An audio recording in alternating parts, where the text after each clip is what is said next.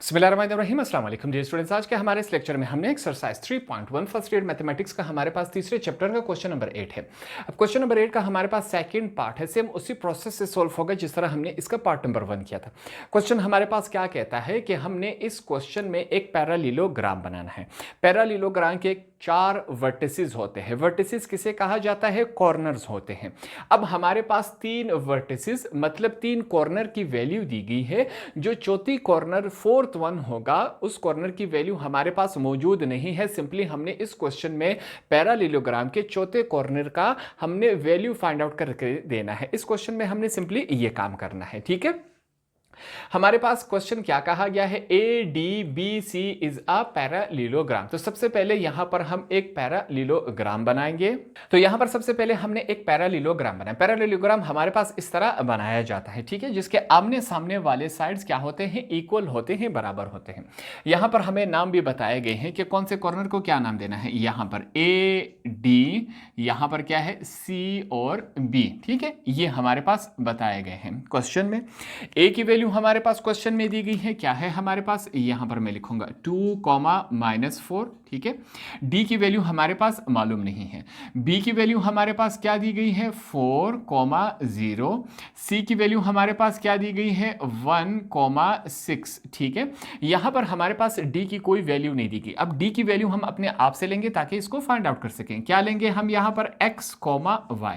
हमने 2 अल्फाबेट्स लिए, 2 अननाउन लिए, जिनको हमने अब फाइंड आउट करना है। ठीक है, तो सबसे पहले हमने पैरालीलोग्राम बनाया जिस तरह क्वेश्चन में बताया गया था। इसी तरह हमने हर एक वर्टिसेस, कोने, कॉर्नर को हमने एक एक नाम दिया। ठीक है, 3 की हमारे पास वैल्यूज मौजूद थी, फोर्थ वन डी की हमारे पास वैल्यू मौजूद नहीं है, जो कि हमने खुद फाइंड आउट करनी है। तो यहां पर हम इंग्लिश में कुछ लिखेंगे। हमारे पास क्या लिखेंगे? मैं लिखूंगा let D is equal to X और Y be the required point. ठीक है, हमने ये लिखा बी द रिक्वायर्ड पॉइंट। ठीक है, हमने यहां पर ये बात लिखी कि जो डी है इसको हमने अपने आप से लिखा x और y। ठीक है, ये बातें क्लियर हो गई। अगला यहां पर हमने क्या लिखना है? इन पैरालीलोग्राम हमारे पास पैरालीलोग्राम क्या दिया गया है क्वेश्चन में?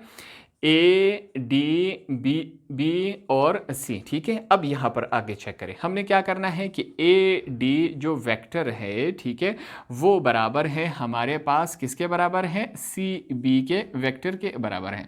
यहां पर ये हम एरोज डाल देंगे। इसका मतलब क्या है? वेक्टर हमें डायरेक्शन मालूम है, इस क्वेश्चन में डायरेक्शन दिया गया है। ठीक है, अब यहां पर हमने क्या कहा कि ए डी वाला साइड बराबर है इस साइड के। ठीक है, ये दोनों साइड्स आपस में बराबर है और हमारे पास ए डी किसके बराबर होता है? हमें मालूम है ए डी हमारे पास ओ डी माइनस ओ ए के बराबर होता है, is equal to C B हमारे पास किसके बराबर होता है?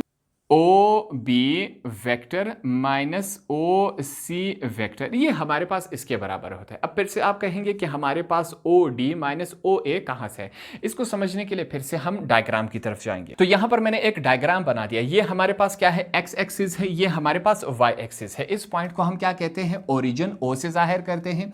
ओरिजिन की वैल्यू क्या है? 0, 0, ये इसकी वैल्यू है। ठीक है, अब यहां पर हम समझेंगे कि हमारे पास ओ डी माइनस ओ ए कहां से है। हम कहेंगे यहां पर हमारे पास 2 पॉइंट्स है। पहला पॉइंट हमारे पास ये रहा, दूसरा पॉइंट हमारे पास यहां पर मौजूद है। ठीक है, यहां पर हम कर लेते हैं। अब हम क्या कहेंगे कि पहले पॉइंट को, इस पॉइंट को हम क्या नाम देंगे? ए। इस पॉइंट को हमने डी का नाम दे दिया। अब इन पॉइंट्स को आपस में हम क्या करवा लेते हैं? ज्वाइन करवा लेते हैं, मिला लेते हैं। देखते हैं ये क्या फॉर्म बनाता है। सबसे पहले हम क्या करेंगे? ए वाले पॉइंट को ओ के साथ मिला लेंगे, यहां पर हमने ज्वाइन करवा लिया। फिर हमने क्या करना है? ए वाले पॉइंट को हमने डी के साथ मिला लेना है, यहां पर हमने ज्वाइन करवा लिया। फिर डी वाले पॉइंट को यहां पर हमने ओ के साथ हमने ज्वाइन करवा लिया। ये तीनों पॉइंट्स हमने यहां पर ज्वाइन करवा लिया। अब आगे चलते हैं, इसमें सीखते हैं। सबसे पहले हमारे पास क्या है? O से लेकर A तक जो हमारे पास लाइन है, इस लाइन को हम क्या नाम देंगे? ओ ए का हमने नाम दिया। ठीक है, ए से लेकर डी तक जो लाइन है, इस लाइन को हम क्या नाम देंगे? A D. ठीक है, डी से लेकर ओ तक जो लाइन है, इसको हमने ओ डी का नाम दिया। ठीक है, ये बातें क्लियर हो गई। अब यहां पर कुछ चीजें समझ लेते हैं हमारे पास से।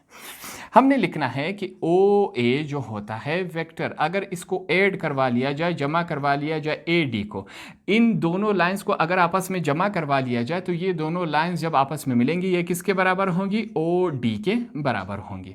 ये बातें क्लियर हो गई। अब सीखें, ए डी जो वेक्टर है इसको हम यहीं पे रहने देंगे, O D is equal to की दूसरी तरफ मौजूद है, ओ ए यहाँ पर क्या है? पॉजिटिव है, इज इक्वल टू की दूसरी तरफ जाके ये हमारे पास क्या हो जाएगा? ये हमारे पास नेगेटिव हो जाएगा। तो ए डी, अब आपको समझ आ गया कि ओ डी माइनस ओ ए कहाँ से आई? ये तमाम बातें हमने यहाँ पर इस ग्राफ में, इस डायग्राम में यहाँ पर सीख ली। दूसरी तरफ हमारे पास क्या है?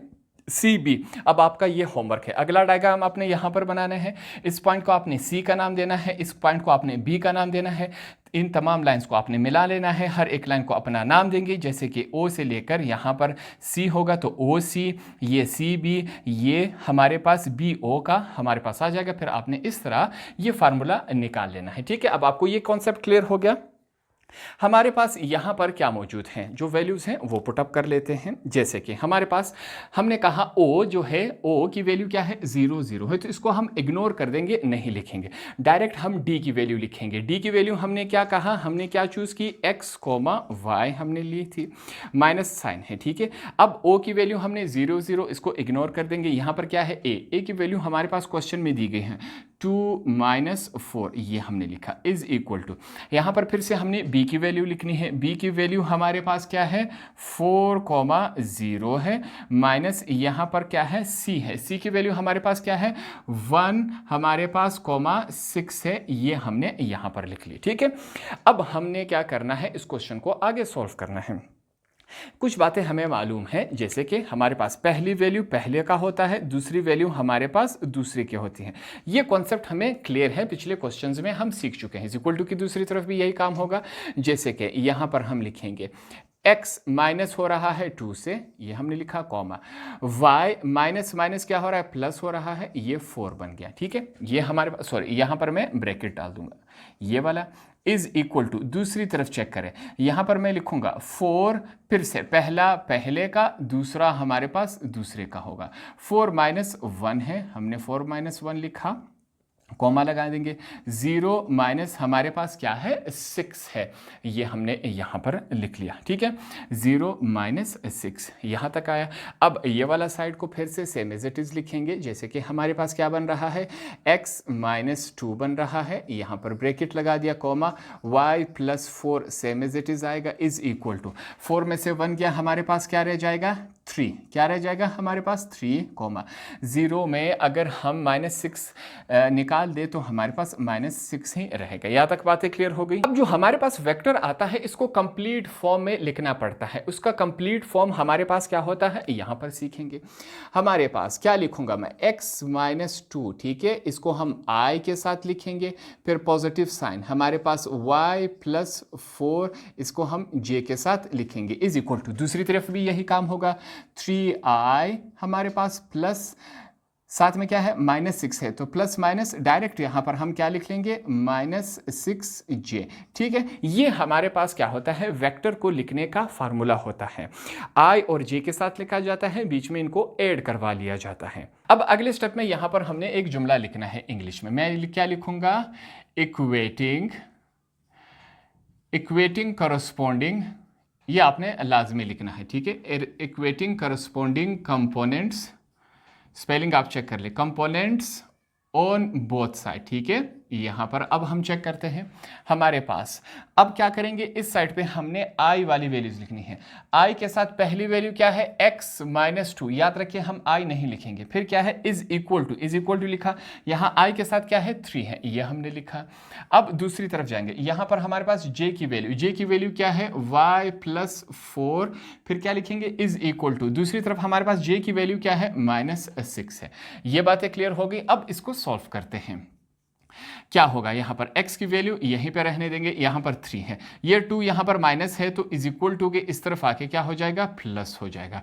x की वैल्यू हमारे पास क्या आ जाएगी, 3 + 2 क्या होता है, 5 होता है। दूसरी तरफ चेक करें, हमारे पास y इज इक्वल टू -6 है, ये 4 यहाँ पर पॉजिटिव है, इज इक्वल टू की इस तरफ आके क्या हो जाएगा, नेगेटिव हो जाएगा। y is equal to minus minus plus हो जाता है, मगर साइन माइनस का लगता है, 6 और 5 क्या हो जाएंगे, 10। तो x और y दोनों की वैल्यूज हमारे पास आ गई। x हमारे पास ये d की जगह हमने लिया था x और y, d की वैल्यू हमें मालूम नहीं थी, इस क्वेश्चन में हमने d की वैल्यू मालूम करनी थी। d की जगह हमने x और y लिया, इसको जब हमने मुकम्मल सोल्व किया तो हमारे पास x और y के आंसर आ गए। x की जगह क्या आया, 5 आया, y की जगह क्या आया, -10 आया। ये वैल्यू है हमारे पास d की। तो अब लास्ट में हम क्या लिखेंगे, यहां पर फिर से मैं इंग्लिश में लिखूंगा, हेंस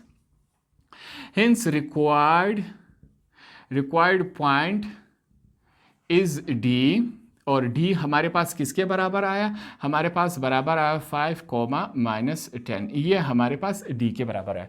यही हमारा क्या है, फाइनल आंसर है। तो इस तरह होप आपको ये वाला क्वेश्चन भी आसानी से समझ आ गया होगा।